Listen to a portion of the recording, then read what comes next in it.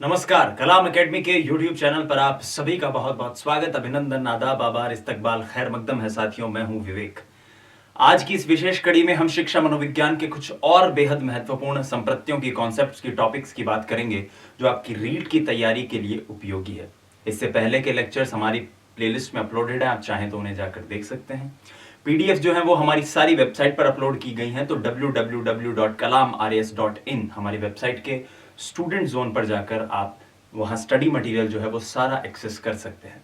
आइए आज एक बेहद महत्वपूर्ण कॉन्सेप्ट की बात करते हैं, जो इसलिए भी इंपॉर्टेंट है क्योंकि पहले भी उससे सवाल आ चुके हैं, और इसलिए भी क्योंकि भविष्य में भी सवाल आने की बहुत ज्यादा संभावनाएं बन जाती है। हम बात कर रहे हैं कोहलर की इनसाइट थ्योरी की, यानी कि सूझ के सिद्धांत की, अंतर्दृष्टि के सिद्धांत की। कोहलर एक गेस्टाल्टवादी थे, गेस्टाल्टवाद की परंपरा से काफी ज्यादा सरोकार रखते थे, और उन्होंने सूझ का सिद्धांत दिया था। यह सूझ का सिद्धांत कहता है कि किसी भी समस्या के निराकरण की अवस्था में या प्रक्रिया में, जिस तरह से कोहलर समझाते हैं सूझ को, कि कोई भी समस्या जो है वो जब हल हो रही है, उस प्रक्रिया में, उस अवस्था में, यदि उसका हल अचानक से दिमाग में आए, अचानक से उसका हल आपको आए, तो वो आपकी सूझ है। और इसके लिए कोहलर ने सूझ का सिद्धांत दिया। क्या किया कोहलर ने? कोहलर ने सूझ का सिद्धांत बनाने के लिए बताया कि सूझ के द्वारा व्यक्ति सीख सकता है, सूझ जिसे इंसाइट कहते हैं।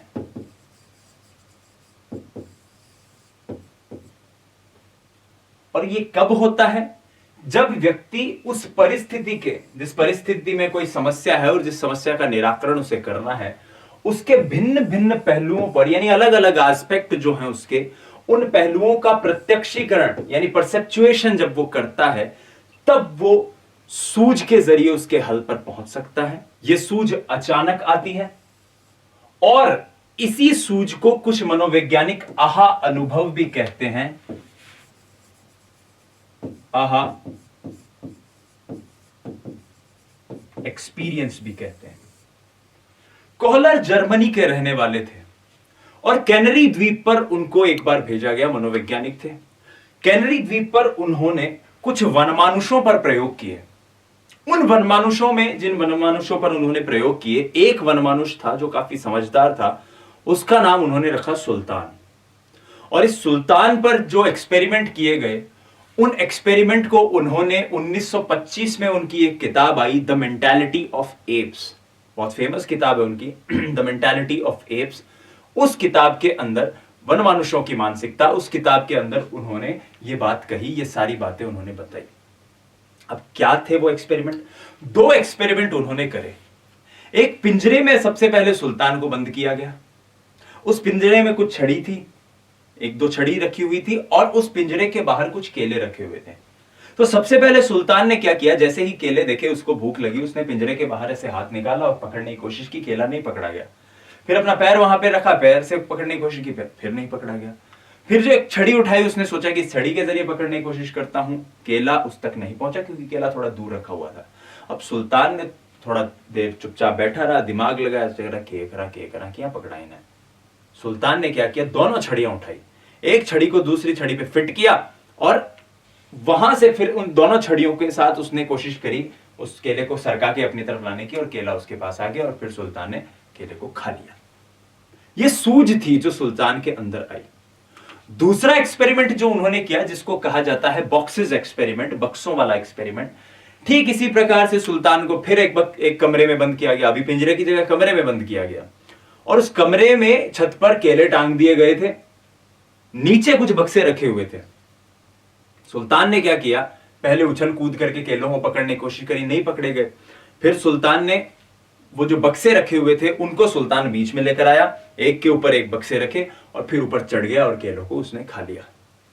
ये सूझ थी, ये अंतर्दृष्टि थी, ये इंसाइट थी सुल्तान की, जिसके जरिए सुल्तान ने ये किया, और इसके जरिए अधिगम को समझाने की कोशिश कोहलर साहब ने करी, वुल्फगैंग कोहलर ने की। आइए अब इस एक्सपेरिमेंट को समझने की कोशिश करते हैं इस वीडियो के जरिए, कि दरअसल वास्तव में वो क्या एक्सपेरिमेंट था जिसके जरिए सुल्तान की बात खुद कोहलर कहते हैं।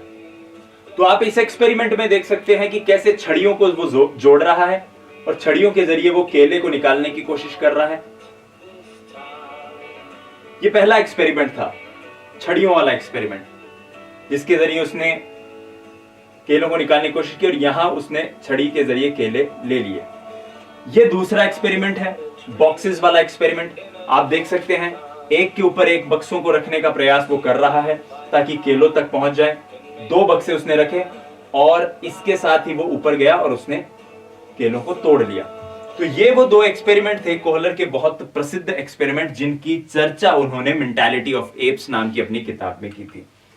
इसके बाद जब कोहलर ने अधिगम को समझाया तो उन्होंने सबसे पहले थॉर्नडाइक को क्रिटिसाइज किया, क्योंकि थॉर्नडाइक क्या कहते थे, जब हमने कल की कक्षा में भी पढ़ा था थॉर्नडाइक के बारे में, कि थॉर्नडाइक कहते थे कि एक उद्दीपक होता है, एक अनुक्रिया होती है, धीरे धीरे धीरे धीरे उद्दीपक अनुक्रिया के बीच में एक संबंध बन जाता है और उसी को अधिगम कहने लग जाते हैं।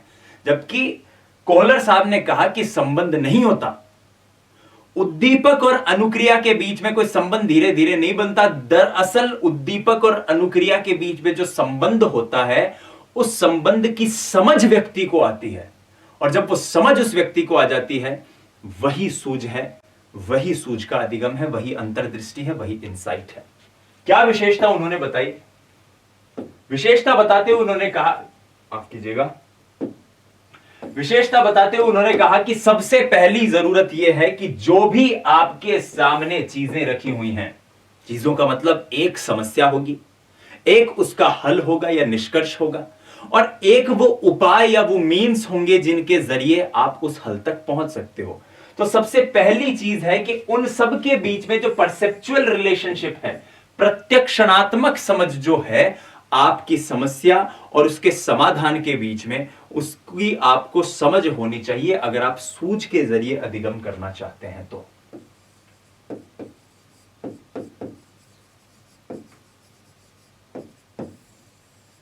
दूसरी बात इन्होंने कही कि जो आपका अधिगम करता है उसको इंस्पेक्शन करना होगा, उसको निरीक्षण करना होगा, जिन चीजों के जरिए वो अधिगम करना चाहता है या जिस समस्या का समाधान वो सूझ के जरिए प्राप्त करना चाहता है, उसे इंस्पेक्शन करना होगा। अगर इंस्पेक्शन नहीं किया गया, अगर निरीक्षण नहीं किया गया, तब उस स्थिति में जो अधिगम होगा वो हमेशा त्रुटि और प्रयास का अधिगम ही होगा, वो हिट एंड ट्रायल वाला ही अधिगम होगा, वो ट्रायल एंड एरर वाला ही अधिगम होगा। फिर इन्होंने बात करी अन्वेषणात्मक व्यवहार की। जैसे सुल्तान के केस में हमने अभी चर्चा की थी कि सुल्तान ने पहले पिंजरे के बाहर हाथ से केलों को पकड़ने की कोशिश की, फिर पैरों से पकड़ने की कोशिश की, फिर एक छड़ी से पकड़ने की कोशिश की। तो ये उसका अन्वेषणात्मक व्यवहार था, ये एक्सप्लोरेटरी व्यवहार था, वो एक्सप्लोर कर रहा था। और कोहलर कहते हैं कि जिस क्षण पर व्यक्ति सूझ के सिद्धांत के जरिए निष्कर्ष पर पहुंच जाता है, उसे यह समझ में आने लग जाता है कि इससे पहले की अनुक्रियाएं वो कर रहा था वो अर्थहीन थी, उनका कोई अर्थ नहीं था। इसके बाद कोहलर समझाते हैं कि एक निष्क्रियता की अवस्था आती है। सुल्तान ने क्या किया, 3-4 तरीकों से करने की कोशिश करी, केलों को पकड़ने की कोशिश की, केले पकड़ में नहीं आए, केले हाथ में नहीं आए, वो बैठ गया। अब सोचने लगा, अच्छा एक काम करना, डंडियां जोड़ दिया।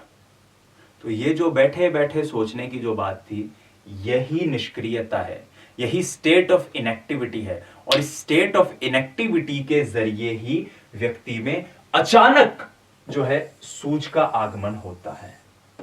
जैसे हमने अक्सर, एक बहुत सरल उदाहरण से बताता हूं, हमने अक्सर घरों में किया होगा, एक टिफिन हम लेते हैं, टिफिन को कई बार बहुत टाइट बंद कर दिया जाता है, वो खुलता नहीं है। हालांकि अब तो बहुत कॉमन है ये, हम अक्सर इसको अपने इर्द गिर्द देखते हैं, तो सूझ जैसी कोई चीज नहीं है। लेकिन आप सोचिए, जिसने भी सबसे पहले किया होगा उसको तो कहीं ना कहीं से सूझ आई होगी।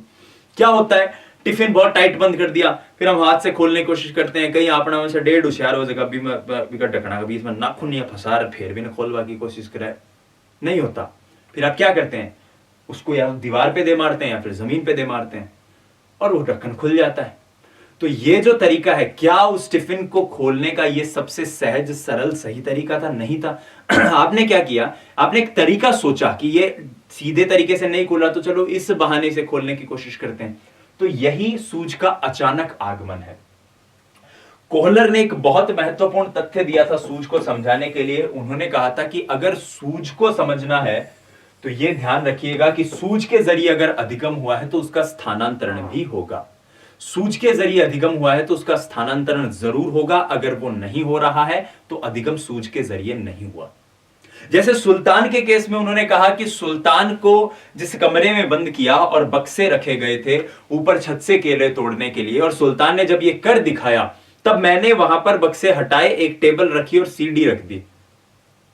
सुल्तान में सूझ आ गई थी। सुल्तान ने प्रयास और त्रुटि के जरिए नहीं सीखा था, सुल्तान ने अपनी अंतर्दृष्टि के जरिए, इंसाइट के जरिए सीखा था। और सुल्तान ने उसी चीज का इस्तेमाल, उस टेबल और सीढ़ी का इस्तेमाल भी वैसे ही किया जैसे उसने बक्सों का इस्तेमाल किया था, और झट से उसने केले तोड़ लिए। तो ये जो तरीका है, ये ट्रांसफर ऑफ इंसाइट जो है, ये जो स्थानांतरण जो है, ये सबसे महत्वपूर्ण पक्ष है सूझ के द्वारा किए जाने वाले अधिगम का।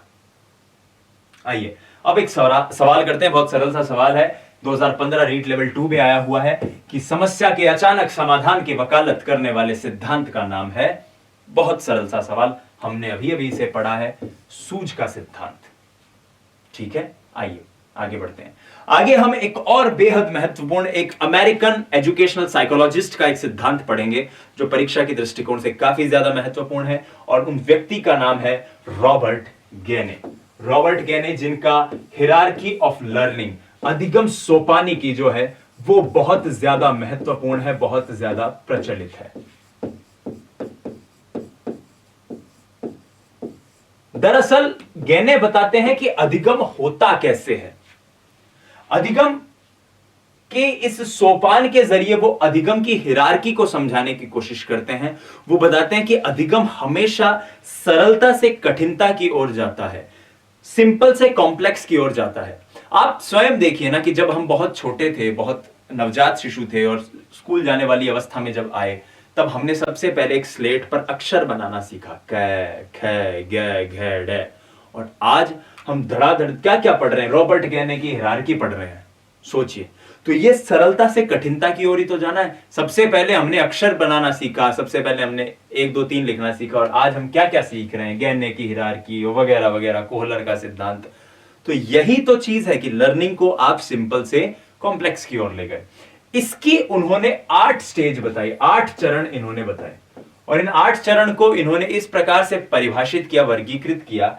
ये कहते हैं कि इनमें से शुरुआती 4 चरण जो हैं वो ज्यादातर व्यवहारात्मक पक्ष, सीखने का जो व्यवहारात्मक पक्ष है उसकी बात करते हैं, और अंतिम 4 चरण जो हैं वो बात करते हैं सीखने के संज्ञानात्मक पक्ष की।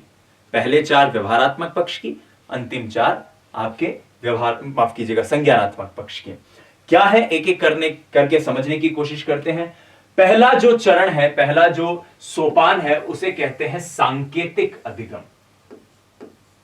यह संकेतों के द्वारा चीजों को सीखने की, समझने की बात करता है। जैसे हम किसी बच्चे को सिखाते हैं, क से कबूतर, ख से खरगोश, तो ये क्या है, ये संकेतों के द्वारा ही तो उस बच्चे का अधिगम हुआ है। उसने कबूतर की एक छवि के जरिए अक्षर को समझने की कोशिश करी। जब आप उसे ऐसे अनार सिखाते हैं तो उसने एक अक्षर के जरिए, एक फल के जरिए एक अक्षर को समझने की कोशिश की। यह संकेतों के द्वारा अधिगम हुआ, और यही वो चीज है जो अधिगम सोपानिकी का पहला चरण कहता है। खुद गेने कहते हैं कि यह जो अधिगम सोपानिकी का पहला चरण है, यह शास्त्रीय अनुकूलन जैसा ही है। कंडीशनल स्टिमुलस रिस्पॉन्स वाली जो थ्योरी है जिसके बारे में हमने बात कही थी, किसकी थ्योरी है, ये पावलोव का जो सिद्धांत है, जो शास्त्रीय अनुकूलन का जो सिद्धांत है, उस सिद्धांत के बिल्कुल जैसा ही है। वहां भी एक संकेत था, घंटी बजी थी, एक संकेत था जिसके जरिए जो वो कुत्ता था जो वो लार निकालने लग जाता था, सलाइवा निकालने लग जाता था। कई बार परीक्षा में प्रश्न ऐसे भी आ जाता है कि बताइए गेने के अधिगम सोपानिकी का कौन सा वो चरण है जो पावलोव के सिद्धांत को भी परिभाषित करता है। क्या उत्तर हो जाएगा? साथ में कमेंट करते रहो। आप कमेंट सेक्शन में जब आप इनको लिखते रहोगे ना, साथ में तो चीजें याद हो जाएंगी। वैसे भी टाइम पास ही करते रहते हो, तुम कहां की हो, तुम कहां से हो, तुम्हारा गांव कौन सा है। इस तरह से जब आप लिखोगे तो चीजें बहुत जल्दी याद होंगी, क्योंकि 8 स्टेजेस हैं, एक दूसरी से अगर कंफ्यूज हो जाएगी तो गड़बड़ हो जाएगा। तो सांकेतिक अधिगम क्या कहता है? संकेतों के द्वारा चीजों को सीखना, पहली चीज। दूसरा जो स्टेज जो उन्होंने बताई वो था उद्दीपन अनुक्रिया अनुबंध। हम अगर इस डायग्राम के जरिए समझें तो पहला सिग्नल लर्निंग था जिसे हमने अभी अभी समझा था, और सिग्नल लर्निंग के बाद दूसरा जो था वो है स्टिम्युलस रेस्पॉन्स लर्निंग, यानी उद्दीपक अनुक्रिया अनुबंध, जिसकी बात गैने कहते हैं। गैने कहते हैं कि प्राणी किसी भी उद्दीपन के प्रति क्या करता है, ऐच्छिक अनुक्रिया करता है, जैसी उसकी इच्छा हो, जैसा उसका मन करे। लेकिन परिणाम अगर सुखद आ जाए, परिणाम अगर बेनिफिशियल आ जाए, तो धीरे धीरे उस परिणाम से संबंधित जो अनुक्रिया है, उस अनुक्रिया का अधिगम वो कर लेता है, उस अनुक्रिया को वो सीख लेता है। ये बात स्किनर ने कही थी अपनी ऑपरेंट लर्निंग में। स्किनर जो बात कहते हैं, स्किनर का जो रिइंफोर्समेंट की जब बात करते हैं, तब यही बात उन्होंने की थी। तो क्वेश्चन फिर एक बन जाएगा कि गैने का जो अधिगम सोपानिकी है, उसमें कौन सा चरण ऐसा है जो स्किनर के सिद्धांत की परिभाषा देता है, या उसको परिभाषित करता है, या उससे मेल रखता है, या उसके जैसा है? उत्तर क्या हो जाएगा? दूसरा चरण, उद्दीपन अनुक्रिया अनुबंध। ये पहला चरण हमने पढ़ा, ये दूसरा चरण हम देख रहे हैं। ठीक है, तीसरे चरण पे आते हैं जो बात करता है सरल श्रृंखला अधिगम की। सरल श्रृंखला अधिगम की, सरल श्रृंखला अधिगम जिसे कहा गया है साइकोमोटर कनेक्शन लर्निंग। इस डायग्राम को भी याद रखिएगा। साइकोमोटर कनेक्शन लर्निंग की जब ये बात होती है सरल श्रृंखला अधिगम की, इसमें कहा गया है कि एक क्रम में होने वाले उद्दीपन अनुक्रिया संबंधों का जो सेट होता है, उसके जरिए व्यक्ति अधिगम करता है। कैसे? जैसे मान लीजिए आपको कार चलानी, तो आप क्या कहेंगे? सबसे पहले आपने गेट खोला, फिर आपने चाबी लगाई, फिर आपने गाड़ी स्टार्ट करी, फिर आपने न्यूट्रल किया गियर शिफ्टिंग को। गियर्स न्यूट्रल करने के बाद आपने क्या किया? पहले गियर में डाला, क्लच दबाया, क्लच छोड़ा, एक्सेलरेटर दबाया। मतलब एक पूरी प्रक्रिया थी जिसके जरिए आपने गाड़ी चलाने सीखी। यानी जब आप कोई व्यक्ति कहता है कि मैं गाड़ी चला रहा हूं, तो दरअसल वो ये सारे 8-10 स्टेप फॉलो कर रहा है, उसके बाद उसकी गाड़ी चल रही है। तो यही सरल श्रृंखला अधिगम है कि एक क्रम में जो उद्दीपन और उसके प्रति अनुक्रिया हो रही है, उसका एक पूरा सेट, उसकी पूरी एक श्रृंखला, उसका एक क्रम हमें देखने को मिल रहा है। यह तीसरा चरण है रॉबर्ट गैने के अधिगम सोपानिकी का। चौथे चरण पे आते हैं जो कहता है शाब्दिक साहचर्य अधिगम। चौथा चरण, शाब्दिक साहचर्य अधिगम गत्यात्मक नहीं है, बिल्कुल पहले सरल श्रृंखला अधिगम जैसा ही है, लेकिन ये गत्यात्मक नहीं है, मोटरिक नहीं है, ये है वाचिक, वर्बल है। ये आप किसी व्यक्ति को कोई चीज सिखाते हैं तो उसकी एक श्रृंखला होती है। जब आप उसे सिखा रहे हैं बेटा गेंद, तो गेंद सीख रहा है, वो गेंद के साथ जुड़ी हुई और 3-4 चीजें सीख रहा है, लाल गेंद, हरी गेंद, पीली गेंद, बड़ी गेंद, छोटी गेंद।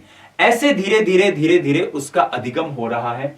और ये चौथा चरण है। ये अधिगम के जो व्यवहारात्मक पक्ष थे, जिनकी बात गैने कह रहे थे, उनका अंतिम चरण है verbal association learning. Verbal association learning, जिसको हम कहते हैं शाब्दिक साहचर्य अधिगम। पांचवा चरण, यानी अब बिहेवियरल, अब व्यवहारात्मक पक्ष से धीरे धीरे आगे बढ़कर वो कौन से पक्ष पे जाएगा? अब वो संज्ञानात्मक पक्ष की ओर बढ़ेगा। यहां पर आएगा विभेदन अधिगम। विभेदन अधिगम, जिसे हम यहां पर कह सकते हैं मल्टीपल डिस्क्रिमिनेशन लर्निंग। यहां व्यक्ति क्या करता है दोस्तों? शब्दों के अर्थों में सूक्ष्म विभेदन सीखता है। आपको याद हो, हमने जब विकास पढ़ा था तब हमने स्कीमा की बात की थी। स्कीमा में क्या होता है? व्यक्ति धीरे धीरे धीरे धीरे धीरे धीरे चीजों के प्रति अपना ज्ञान जो है वो बढ़ाता है। और यहां भी विभेदन अधिगम का मतलब भी यही है। मान लीजिए एक बच्चे को आपने बताया लाल, हरा, पीला, कहने को ये शब्द है खाली, लेकिन इस शब्द के पीछे जो अर्थ है वो कितना सूक्ष्म है, कितना गहरा है, कितना गूढ़ है, उसे व्यक्ति धीरे धीरे समझने की कोशिश करने लग जाता है। इसे आप और बहुत सारे उदाहरण जो हमारे इर्द गिर्द होते हैं, आप उनके जरिए भी समझ सकते हैं कि कैसे शब्दों के बीच में जो सूक्ष्म विभेदन है वो विभेदन अधिगम के जरिए व्यक्ति सीखता है। फिर आता है संप्रत्यय अधिगम। संप्रत्यय अधिगम यानी कि इसे कहा जाता है कंसेप्ट लर्निंग। संप्रत्यय यानी अधिगम हम सभी जानते हैं, किसी भी व्यक्ति की, वस्तु के, माफ कीजिएगा, सामान्य गुणों से उसके विशेष अर्थों को सीखना। सामान्य गुण वस्तु का कैसे? मान लीजिए आपने बच्चे को 5 सिखाया या 4 सिखाया, और कहा बेटा 4 जो है वो एक सम संख्या है। तो सम संख्या के जो विशेष गुण होते हैं वो 4 में भी पाए जाएंगे। ये चरण है, ये व्यक्ति धीरे धीरे सीखने लग जाता है। मान लो आपने उस व्यक्ति को सिखा दिया 8 और कहा 8 भी एक सम संख्या है, तो 4 के अंदर सम संख्या के जो गुण होंगे वो 8 में भी पाए जाएंगे, ये उसे पता रहेगा। इसे ही संप्रत्यय अधिगम कहा जाता है, जो आपकी छठी स्टेज है, 6th स्टेज, और विभेदन अधिगम जो आपकी 5वीं स्टेज है, जहां पर व्यक्ति किसी वस्तु के सामान्य गुणों से उसके विशेष अर्थों को सीखने की चेष्टा करता है या सीखने का प्रयास करता है। फिर आते हैं हम 7वें चरण पे, जिसे प्रिंसिपल लर्निंग कहते हैं या सिद्धांत अधिगम कहते हैं, कि संप्रत्ययों से संबंधित इस स्टेज पर किया जाता है। एक उदाहरण से समझते हैं। मान लीजिए आपने किसी बच्चे को एक संप्रत्यय समझाया ट्रायंगल का, और उसके बाद उसके कोणों का संप्रत्यय समझा दिया। अब आपने उसे कहा कि इसका जोड़ कितना होता है, बच्चे ने एक जोड़ा और बताया साहब 180 डिग्री। फिर एक दूसरा आपने ट्रायंगल दिया, उसने फिर 180 डिग्री दिया, और धीरे धीरे आपने उसके जरिए उसे एक सिद्धांत समझा दिया कि बेटा किसी भी त्रिभुज के तीनों कोणों का जो जोड़ है वो 180 डिग्री होता है। इसको आप एक और सरल उदाहरण से समझ सकते हैं कि हमने आज की कक्षा में सबसे पहले एक संप्रत्यय को समझा। क्या था संप्रत्यय? वो हमने सूज को समझा। सूज के बाद हमने एक सिद्धांत को समझा कि इस सूज के लिए सिद्धांत किसने दिया था? कोहलर साहब ने। तो वुल्फगैंग कोहलर ने जो सिद्धांत दिया सूज का, हमने उसको समझा, और उसके जरिए हमने फिर एक समस्या जो रीट के अंदर आई थी, उस रीट में आई हुई समस्या का समाधान किया। तो यहां पर आप 7वीं से 8वीं चरण में पहुंच जाते हैं, जो है समस्या समाधान अधिगम, जो कहता है कि किसी भी समस्या के समाधान के लिए जब व्यक्ति 2 या 2 से अधिक सिद्धांतों को चिंतन के आधार पर प्रयोग करता है। देख सकते हैं ये 8 चरण थे जो रॉबर्ट गैने बताते हैं अपनी लर्निंग की सोपानिकी में, अधिगम की सोपानिकी में। Conditional learning, the condition of learning नाम की उनकी किताब आई थी 1965 में, जिसमें उन्होंने इस पर बहुत सारी बातें कही थी। आइए अब आते हैं और इससे जुड़े हुए कुछ सवाल देखने की कोशिश करते हैं। पहला सवाल जो आपके सामने है, संकेत अधिगम के अंतर्गत सीखा जाता है। क्या सीखा जाता है? जाहिर सी बात है, संकेत अधिगम यानी प्रथम चरण, पहला चरण जो है, जो पावलोव के सिद्धांत की परिभाषा देता है, उससे मेल खाता है। क्या सिखाता है वो? पारंपरिक अनुकूलन, क्लासिकल कंडीशनिंग की बात करता है। ठीक है, पारंपरिक अनुकूलन। बहुत सरल सवाल था, देखिए रीट लेवल 1 2015 में आया हुआ है। अगला सवाल देखते हैं। एक कॉलेज जाने वाली लड़की ने फर्श पर कोट फेंकने की आदत डाल दी है। लड़की की मां ने उससे कहा कि कमरे के बाहर जाओ और कोट को खूंटी पर टांग दो। लड़की अगली बार घर में प्रवेश करती है, कोट को हाथ में रखकर अलमारी की तरफ जाकर कोट को खूंटी पर टांग देती है। यह उदाहरण किस चीज का है? देखिए लड़की ने क्या किया, सबसे पहले घर में गई, फिर उसने अपना कोट उतारा, फिर उस कोट को समेटा, समेटने के बाद वो अलमारी के पास गई, अलमारी के पास जाकर उसने उस कोट को टांग दिया। तो वो 4-5 एक स्टेप छोरी करिए, आज 4-5 स्टेप आप गाड़ी आड़ी स्टेप कीजिए। अभी कैसे गाना भाई भी कोट न रखवा ताई पहले उतारी फिर सामटी फिर मेली। तो ये क्या है? ये श्रृंखलागत अधिगम ही है। एक पूरा क्रम आपको देखने को मिल रहा है, श्रृंखलागत अधिगम। एक और सवाल पर चलते हैं। यह सवाल पावलोव के सिद्धांत से जुड़ा हुआ है और यह एक रिवीजन के रूप में मैं आप लोगों के लिए लेकर आया हूं। रीट लेवल 2 2012 का बहुत ही शानदार सवाल है, बहुत शानदार सवाल है। इस सवाल को आपने अगर कर लिया अच्छे से तो शायद आप ये अपने आप से कह सकते हैं कि पावलोव का सिद्धांत आपको बहुत अच्छे से समझ में आ गया। इतना अच्छा सवाल है ये। देखिए, राजेश बीमारी के कारण 1 महीने तक विद्यालय नहीं गया। जब विद्यालय गया तो उसे भाग के लंबे सवालों को करना नहीं आया। कई बार के निराशाजनक अनुभवों में उसे असफलता ही हाथ लगी। और अब क्या हो रहा है? अब लंबे भाग के सवालों को देखते हुए वो चिंतित हो जाता है। तो बताइए, शास्त्रीय अनुबंध सिद्धांत यानी क्लासिकल कंडीशनिंग सिद्धांत के मुताबिक संवेगात्मक स्वाभाविक उत्तेजक क्या है? यानी वो पूछ रहा है कि स्वाभाविक उद्दीपन का मत कौन सा है इस पूरी घटनाक्रम में। और बाकी चीजें उसमें आप ये भी देख सकते हैं कि ये जो कॉन्सेप्ट है, जैसा मैंने पहले बताया, शास्त्रीय अनुबंध सिद्धांत के ऊपर काम कर रहा है। ऑप्शंस के जरिए बाद में जाएंगे। सबसे पहले इस सवाल को इसके कॉन्सेप्ट के जरिए समझने की कोशिश करते हैं। ध्यान से सुनिएगा। राजेश जो है वो महीने भर स्कूल नहीं गया। अब जब वो गया तो उसने कुछ सवाल किए जिनके हल उससे नहीं हुए और उसको असफलता होने के कारण उसको निराशा हुई। अब वो चिंतित हुआ उससे, और उस चिंतित होने के कारण अब यह स्थिति है कि सवाल देखते डरने लग गया। तो सबसे पहली चीज, एक होती है असफलता और दूसरी होती है उस असफलता से होने वाली चिंता या फिर डर या तकलीफ, जो भी आप उसे कहें। अब बहुत सरलता से सोचिए कि असफलता और असफलता से होने वाली चिंता, दोनों में उद्दीपन क्या है, अनुक्रिया क्या है? जाहिर सी बात है, असफलता एक उद्दीपन है और उस स्टिमुलाई के प्रति रिस्पॉन्स क्या है? चिंता, डर, संदेह कि अल्लाह फेल हो जाऊंगा तो। अब हो क्या रहा था, देखिए राजेश के केस को समझने की कोशिश कीजिए कि सवाल थे और सवाल के साथ जुड़ी हुई थी असफलता।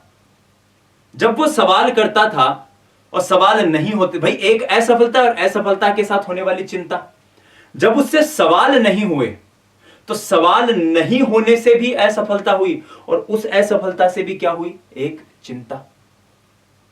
अब जब सिर्फ सवाल देख रहा है तो असफलता नहीं है, सवाल हल भी नहीं किए उसने और सिर्फ सवालों को देखते ही उसको वो डर, वो चिंता सताने लग गई है। तो ये क्या है? ये पूरा क्वेश्चन है, इसके जरिए आप अभी से समझ सकते हैं।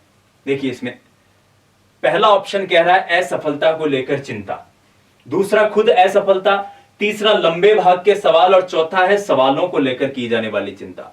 तो हमने अभी अभी समझने की कोशिश की कि चिंता तो दोनों स्थितियों में क्या है? अनुक्रिया है। चिंता तो एक, क्योंकि व्यक्ति कर रहा है ना चिंता, असफलता को देखकर चिंता हो रही है, चिंता तो मेरी सहज अनुक्रिया है, मैं डर भी सकता हूं, मैं चिंतित भी हो सकता हूं। तो ऑप्शन ए किसी भी स्थिति में नहीं होगा, ऑप्शन डी किसी भी स्थिति में नहीं होगा। बी और सी की बात करते हैं। असफलता को लेकर चिंता हो रही थी, असफलता किसी भी चीज में हो सकती है, असफलता को लेकर चिंता हो रही थी। अब चिंता किस चीज के कारण हो रही है? सवालों को लेकर हो रही है। अब सवालों को लेकर हो रही है। लंबे भाग के सवाल जब नहीं हुए तब असफलता हुई और उससे चिंता हुई, और अब असफलता नहीं है। अंत में देखिएगा, अंत में क्या कह रहा है वो, और इसको रिलेट करने की कोशिश कीजिएगा पावलोव के सिद्धांत से। मैं पहले पावलोव वाली लाइन बोल देता हूं ताकि आपको याद रहे। रोटी साथ में आती थी और घंटी साथ में बजती थी तो कुत्ता जो है वो लार छोड़ता था। ठीक है, रोटी हटा ली गई और सिर्फ घंटी बज रही है तो लार छोड़ रहा है। सेम यही चीज, सवाल करता था, असफलता होती थी और बच्चा चिंतित होता था। अब असफलता है ही नहीं क्योंकि सवाल नहीं कर रहा है, सवाल को सिर्फ देख रहा है, सवाल को हल नहीं कर रहा है, देख रहा है। तो अब चिंता होगी। तो इसका मतलब असफलता आपकी क्या है? असफलता आपका स्वाभाविक उद्दीपन है। असफलता इस प्रश्न का उत्तर है। मेरे ख्याल से बहुत सरल तरीके से हमने इसको बहुत डिटेल में समझने की कोशिश की और आपको यह क्लियर हो गया होगा। असफलता इस प्रश्न का उत्तर है। दोस्तों, आज के लेक्चर में हमने दो महत्वपूर्ण संप्रत्ययों को, टॉपिक्स को, कॉन्सेप्ट्स को समझने की कोशिश की। मैं उम्मीद करता हूं आपको क्लियर हुआ होगा। आइए एक बार क्विक रिवीजन कर लेते हैं। आज हमने जो भी पढ़ा है उसको, हमने सबसे पहले बात करी थी कोहलर के सूझ के सिद्धांत की। हमने कहा था कि कोहलर कहते हैं कोई भी व्यक्ति किसी चीज को सूझ के जरिए सीखता है, अचानक से कोई हल आता है और व्यक्ति सीख जाता है। इसके लिए जरूरी है कि विभिन्न पहलुओं का प्रत्यक्षीकरण करे। मनोवैज्ञानिकों ने इसे आहा एक्सपीरियंस या आहा अनुभव भी कहा है। फिर हमने इस वीडियो के जरिए देखा था कि किस तरह से वो वनमानुष जो है जिसके ऊपर कोहलर ने प्रयोग किए थे अपने दो, उन वनमानुषों ने काम किया था। एक लकड़ी वाला प्रयोग था जिसके छड़ी के जरिए वनमानुष ने जो है केले खाए थे, और दूसरा जो प्रयोग था वो प्रयोग था आपका बक्सों वाला, जिसमें उस वनमानुष ने बक्सों को एक के बाद एक बक्सों को जोड़ा और उसके जरिए उसने छत पर जो केले रखे हुए थे उन केलों को उसने तोड़ लिया था और उन केलों को उसने खा लिया। तो ये दो तरीकों से कोहलर ने इसे समझाने की कोशिश की थी अपने सिद्धांत को। फिर कोहलर ने उसकी कुछ विशेषताएं बताई थी। कहा था सबसे पहले जरूरी है कि व्यक्ति को प्रत्यक्षणात्मक संबंधों की समझ भी हो। दूसरा, कोहलर ने कहा था कि व्यक्ति जो है वो सभी मीन्स जो है, सभी उपाय जो है उत्तर तक पहुंचने के, उनका निरीक्षण व्यक्ति द्वारा होना जरूरी है। फिर उन्होंने कहा था कि इस अन्वेषणात्मक व्यवहार जो है व्यक्ति करता है उत्तर तक या निष्कर्ष तक पहुंचने के लिए जरूरी यह है कि जैसे ही उसमें सूझ आ जाती है उसे पता चल जाता है कि इससे पहले जो व्यवहार किए गए थे वो निरर्थक थे।